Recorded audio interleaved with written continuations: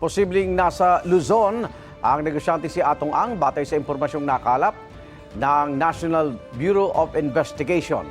Si Atong siya na lang ang hindi pa naaresto sa mga kasong kidnapping with serious illegal detention at kidnapping with homicide sa mga regional trial courts sa Lipa, Batangas at Santa Cruz, Laguna.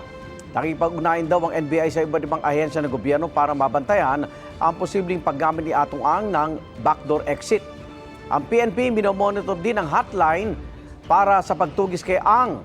Nagbabala sila na posibleng kasuhan ng mga balak manloko sa hotline.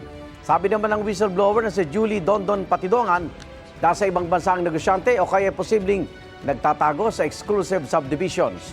Dati na itinanggi ni Atong Ang na may kinalaman siya sa pagkawala ng mga sabungero. Inabisuhan din ni Ang ang kanyang abogado na huwag sumuko habang ginagawa pa ang lahat ng posibleng legal na hakbang. Tinawag naman ito ng Department of Justice na maling payo at posibleng krimen.